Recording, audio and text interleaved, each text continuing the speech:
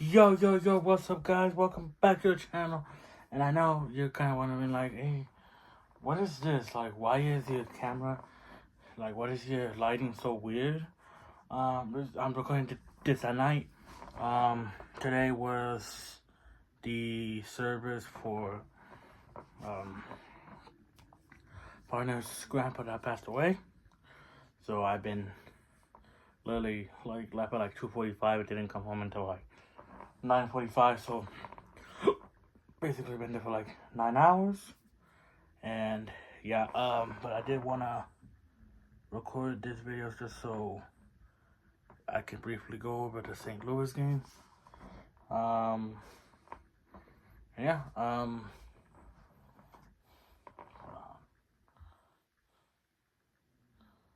St. Louis. So St. Louis, who had the previous week had tied against Colorado, and the previous week before that had defeated Cincinnati, which is the team that we lost to last week. They had beaten them 5-1. Cincinnati beat us 2-0, 2-1, something like that. And yeah, the lineup that the Timbers came out with was Ivicic in goal, Miller, McGraw, Zuperich, and Mosqueda in defense. Ayala, Chara, Roy Evander, and Moreno were up in the midfield, and Boley was the only lone striker. This was the lineup that I got off of Apple TV. I'm pretty sure that if I were to look up on Google, their lineup would be completely different as it always is.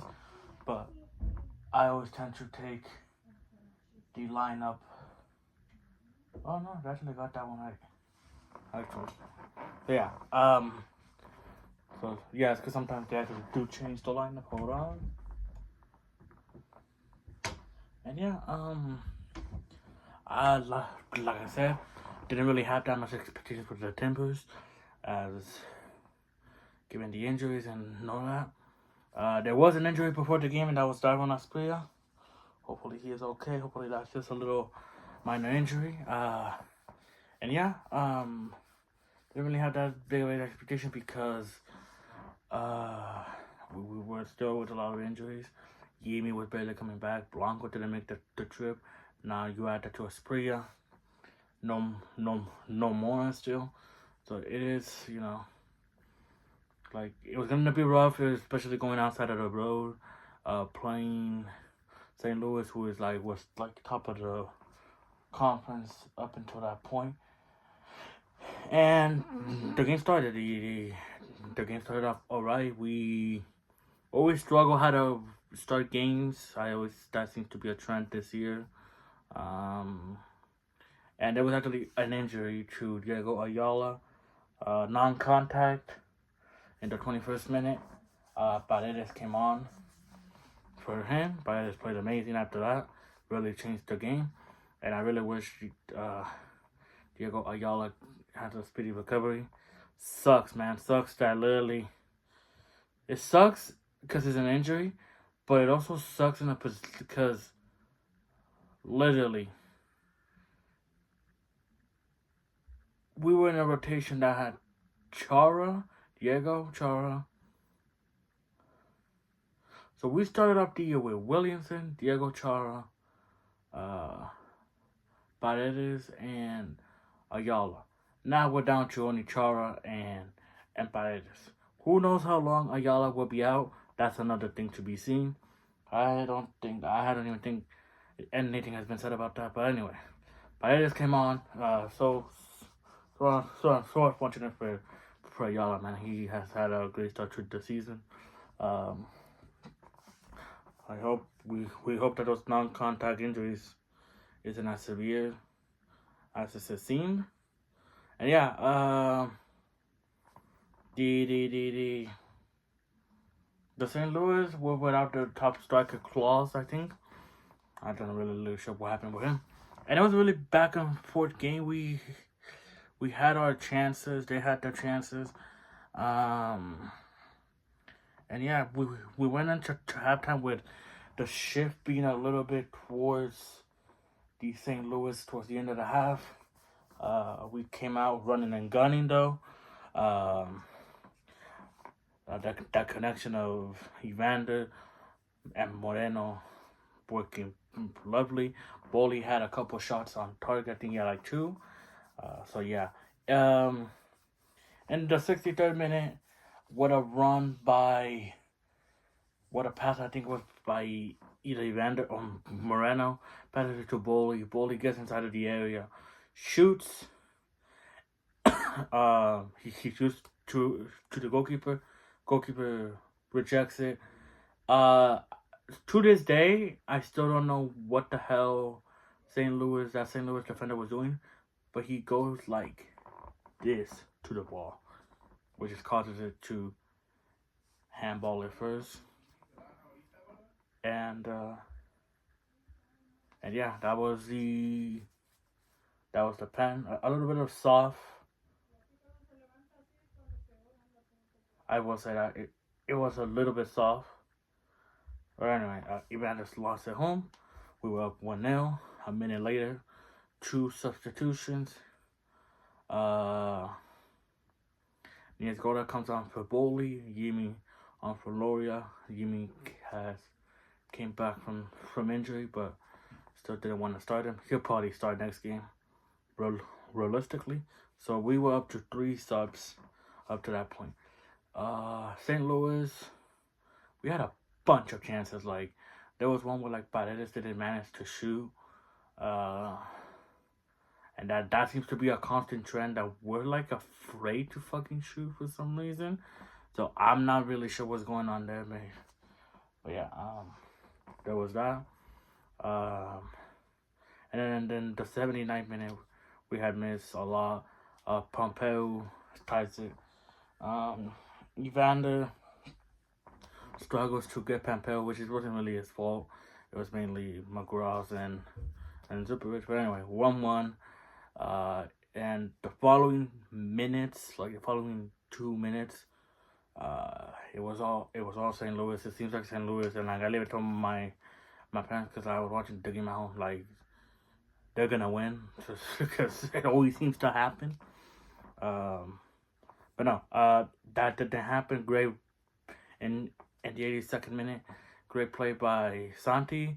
Finds Yumi Chara just slots it to home first time, and the Timbers were up 2-1.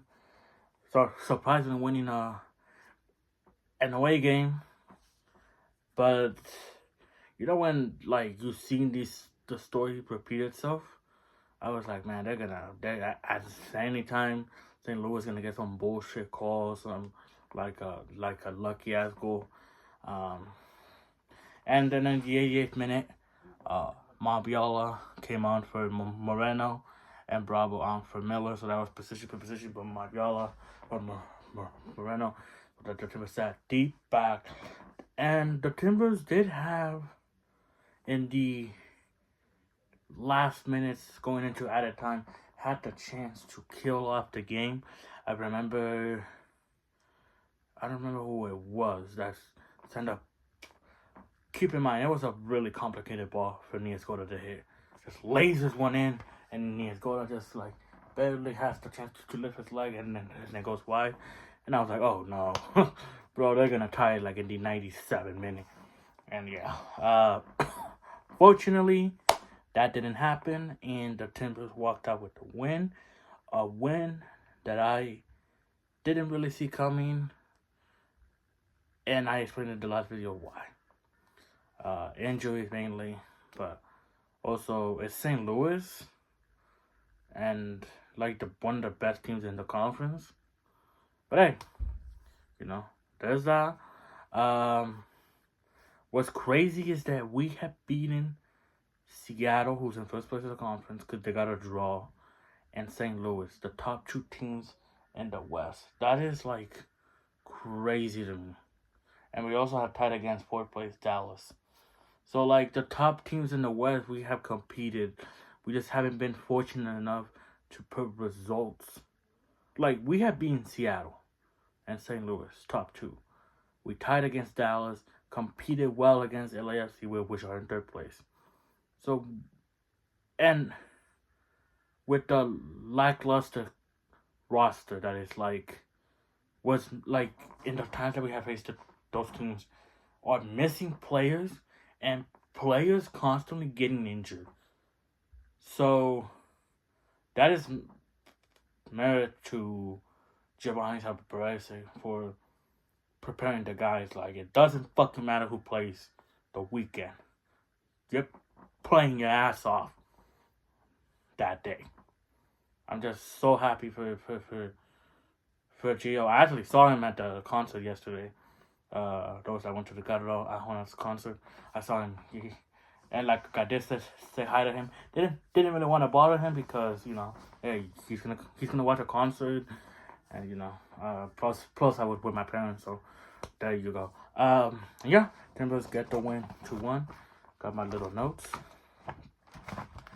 and I want to talk about a few players before I go, if that's fine for you guys. First of all, Yimi. Yimi is the guy that we have been missing.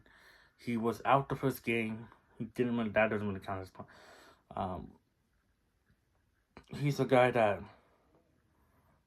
is really gonna give us a lot of versatile to us. Like, we're gonna be more dangerous with him. And the other player that I want to talk about is Evander. Evander gets a lot of stick. Mainly gets a lot of stick because for the price that he was brought about.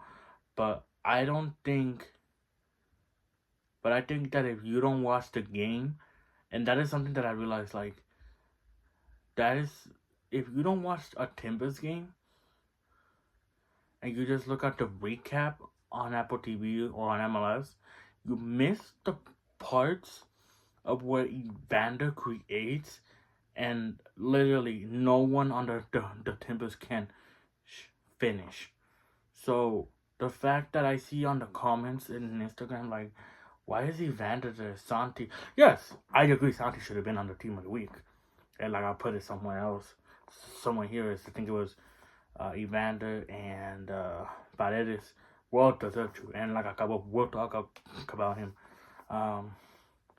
Like, bro, like, Evander did nothing. All he did was like a cross or two. And I'm like, you're not watching the whole game, are you? You're just watching the fucking recap and just like, oh, okay, he had like 1-2 good highlights. And that's it. Bro, the way that Evander, like, yes, he takes really unnecessary shots. Yes, I'll give you that. But recently, the last 3 games, the way that he has been playing, yes, we can't finish with shit in some games. Like this game should have been over. Should have probably been a Timbers 3-1, 4-1, and maybe even had a chance to make it 2-0 before they tied it. Yes, but some of that came from Evander. The runs that he does, coming back to defend, that's not his style. But Gio has made it to the point where he can come back to defend and just boom. Literally, like, I think like him and Mosquera, two tall motherfuckers, passing the ball to each other, boom, creates an attack. That is something that I feel like if you're not watching the full game, like, non-Timbers fans are not watching you miss that. And like I will say, I was never an Evander hater. I was skeptical because the price might have been too high, and he did prove me a little bit right in the first, up until he got injured. But after that, he's and like I always tell people, like, if motherfuckers on the Timbers could finish some goals, Evander would already have like 7 assists or 10 assists. It's just the way that it is. Like, we don't have a striker that's gonna give you. Yes, the only striker that I think can put goals past you is more consistently. Yes, not having him, and Yimi coming back, hey, maybe try like how we did last season. Maybe try Yimi as a striker. Like Yimi, he's second nature as is a striker. But yeah, I just want to talk about Evander. Who? Oh, Paredes. Paredes did amazing. Like he came on, changed the game. Unfortunately, that it was an injury. Uh, he had a couple chances to shoot. Perfected pass to Niasgola, to Santi. You can see why. I mean, he's a midfield. He was scared about shooting, but man, he has played great. He's amazing. But man, sometimes man, just fuck it, just shoot it, and if it goes out, it goes out. But if you make it, hey. Santi Moreno has also been playing good, and what a lot of people don't realize is, gotta give my guy at left back. Yes, Mosquera, best right back in the league, can get out of little sneaky situations, but I gotta go on the left, man, and give the props to Eric Miller. I prefer to have him at center back, but when he has covered Bravo, or when he has came on for Bravo, or subbed on for Bravo, whatever you have it, Justin as well, Miller has lived up to what was spent. I don't even think it was spent hardly anything on him, or like nothing at all. That is Miller. That is, see, and there was many Timber fans that made fun of him, like, oh my god, he's also a little too old. There's a reason why Nashville doesn't want him. And so far, yes, as every free player will make a mistake, yes. But he has done amazing. Like, we have not had a backup for Bravo in quite some time. No offense to Justin, but another guy, like a consistent guy. Justin, I feel like needs a little bit more, like, time, and then, yes, holy shit. And yes, I'll give you the benefit of the doubt that if Justin was to be a starter with more time, with more experience, yes, he could be the starting left back for the Timbers. I'm saying that. But right now, it is Bravo, and second is Miller, and I just want to say that, like, Miller has been fantastic. Ayala has been fantastic as well. Evander slowly but surely getting there. Ivicic has just been amazing. McGraw, there's a little times where, like in some of the goals, he gets caught off guard. But other than that, amazing. Moreno, amazing. Bowley, the games that he has played, amazing. He creates his own shot. That is like if we get Bowley to constantly score, he is gonna be dangerous in this league. And in Evander, man, how I've been saying, give him time, man. I mean, he's showing glimpses of what he is gonna be. He's showing glimpses. All we need is people to finish the chances that we give him, and this was a big win because we hadn't won since like last year, away from home, and it's not only the way like who it was, it's also the way that we played. Like we dominated St. Louis. Like St. Louis was dead in the water. Like if we had finished like a couple more chances, it could have been like 4-1, easily 5-1, 5-0. But yeah. Yes, this video's already 20 minutes long. God damn it. Man, like I was gonna make fucking review videos fucking long as hell. Anyway, I just wanted to give you guys how I seen the game. I had to watch it 3 times to fully understand, and yeah, I just wanted to say thank you guys so much for watching. The next video will be the Thorns game against Angel City. Probably those that only follow Timber videos will be, the next video will be like on Thursday night, and then the Thorns will be Saturday, somewhere around there. I don't even know. Hold on, when the fuck the Thorns play actually? Or if they even play at all? Thorns play May 8th, Saturday. God damn. Anyway, yeah. Thank you guys so much for watching. Sorry that this was kind of a long video, really fucking long video, but just really feel like I should have talked a little bit more in depth about the team, especially after the game. And yeah, thank you guys so much for watching, and I'll see you guys soon, man. Tomorrow is my partner's grandpa's funeral, so hopefully in the morning I get that Thorns video done. This video should be uploaded tomorrow. I'm gonna edit it tonight, going into tomorrow morning, and just have it upload. And yeah, I'm out. Peace.